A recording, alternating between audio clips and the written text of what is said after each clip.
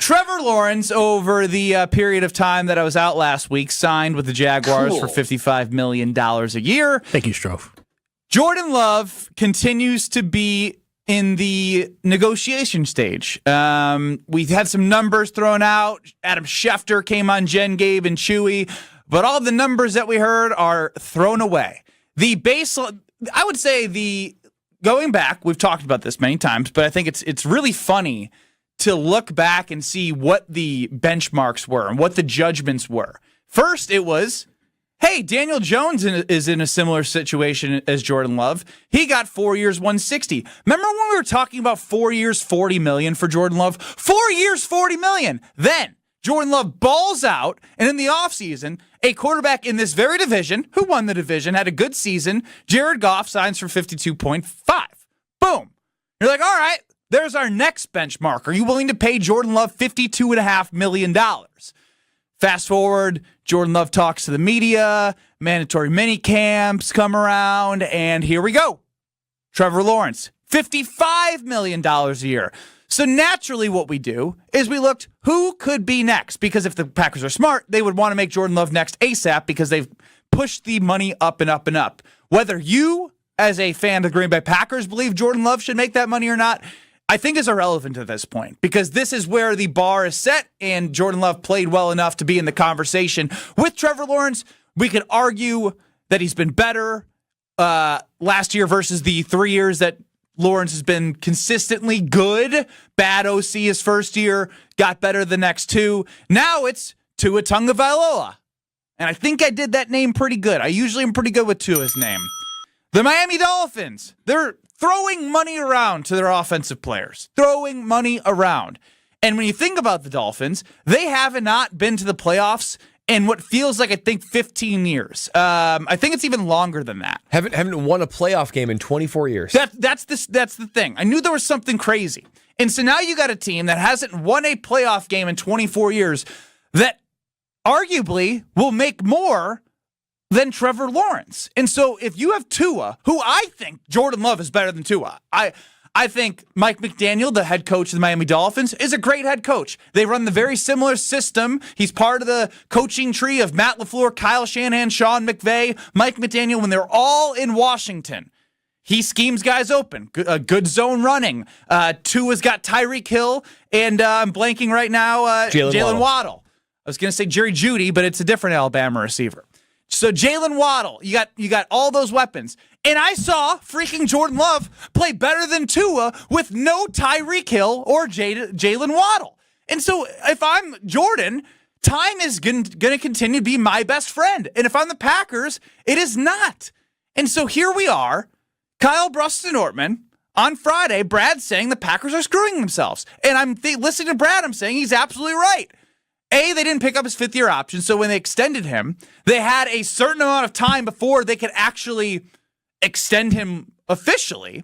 Now, whether they should have been working on the contract earlier, maybe they were, maybe they weren't. I don't think they're allowed to, or I guess you would know if they're allowed to talk about it before the agent can. No negotiations, but it doesn't mean you can't be fully prepared for when that day opens up. Correct. But point is, that day got pushed back when they didn't pick up the fifth-year option, which, again, worked out. He had a good year. He was on the cheap, but now it's time to pay the piper. You have to do this now, right? You have to. Because if you offer 55, I'm saying no now. But if you offer 55 after Jared Goff got signed, guess who probably would took 55? Jordan Love. And he's not, he just can't now. So time is Jordan Love's best friend. And for the Packers, the longer this goes on, the more that everyone that's shocked about the sticker shock, it's going to be even more sticker shock.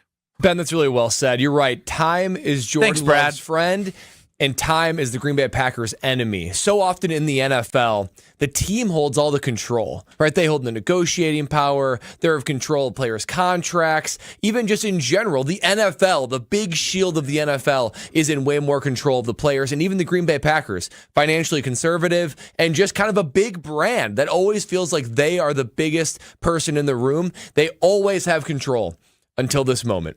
Jordan Love is in full control of this deal, of what he wants, and this is a rare time that Brian Gutekunst, Green Bay Packers, and NFL GMs and salary cap folks, they are not in control. So the best thing that you can do is just accept the fact you have a franchise quarterback, which is a good thing. You should be celebrating the fact that you have a franchise quarterback. And when you write that big old check that you're inevitably going to write to Jordan Love, you should smile knowing that, you know what, at least we have a chance to go to the Super Bowl. Every other franchise is wishing they were in the same position as us. But every single day that goes by, the Green Bay Packers are going to be forced to pay Jordan Love more and more money. The next guy that goes up, if it's not Jordan Love's contract goes up. I'm of the firm believer that May 4th, when everything opened up. May the 4th be with you. May the 4th be with you. And May the 4th was not with the Green Bay Packers. They should have spent 2 months dialing up the perfect contract to just put in front of Jordan Love and say, low 50s, here you go. You're our guy. May 4th. Let's just not have any of that. Low 50s, we're going to get right to the chase. This is our best offer.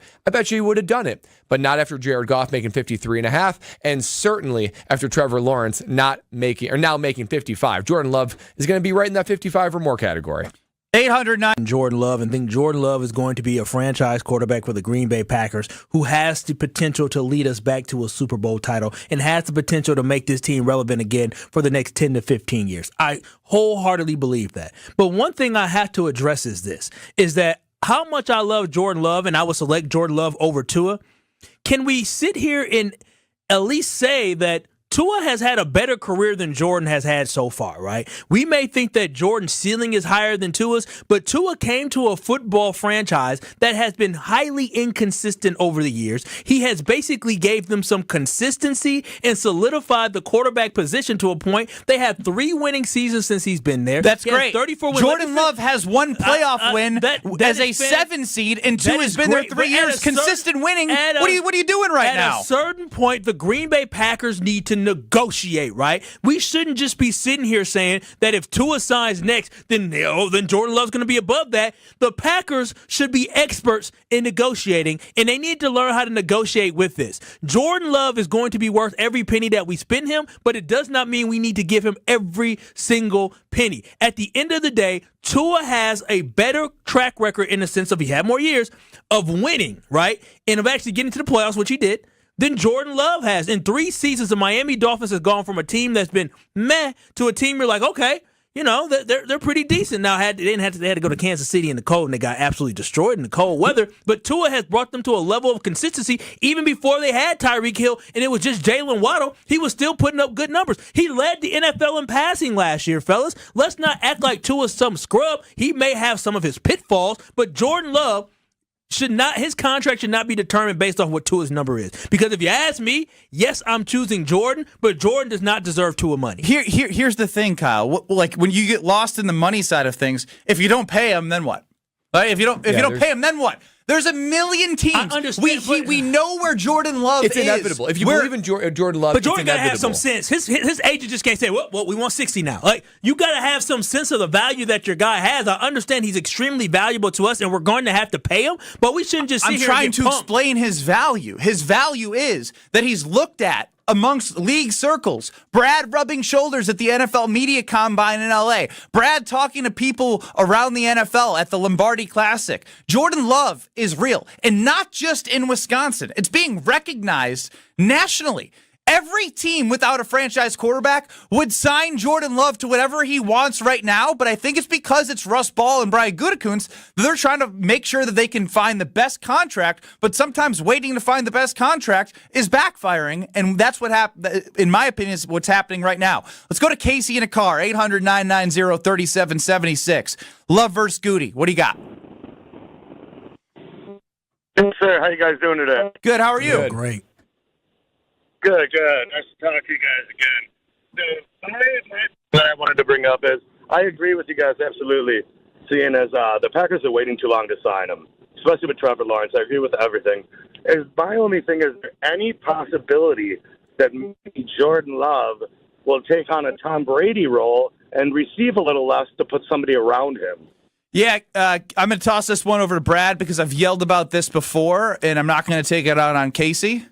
Yeah, the hometown discount doesn't exist. It doesn't exist, and it shouldn't exist. For Especially his what? First big contract. He shouldn't leave anything on the table because this is life-changing money.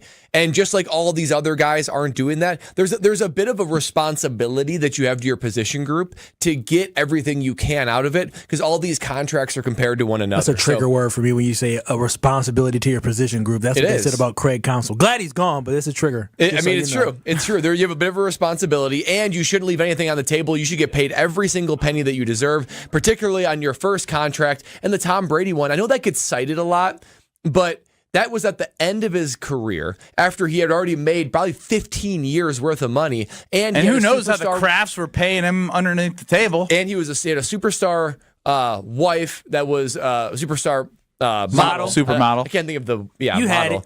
And Brad's married a model, so he all of his exactly all the wires are getting crossed. Aren't you and Tom like in a pretty similar spot? Well, no, I guess you're not divorced, but in terms of that they don't say that word. Exactly. 3 years ago, you guys had a similar situation, right? Pretty much. Yeah, the Giselle and Brady and Brad and Lexi, it was all the same. All the same. We basically cut from the same cloth. But yeah, and he was making a ton from sponsorship, so you cannot compare Tom Brady. He was in the back end of his career. He was only looking for championships. And that's the key thing. Is only looking for championships. You have to get to the point where you earn the trust and the belief in the player that they know that you're going to do everything you can to reinvest that money that they're passing up, to invest it in this team to help them continue to win championships. That's how you get a Patrick Mahomes to renegotiate his contract in order to make, I don't know if he made less, I know he took a long-term contract, in order to think about how can we help our team get better.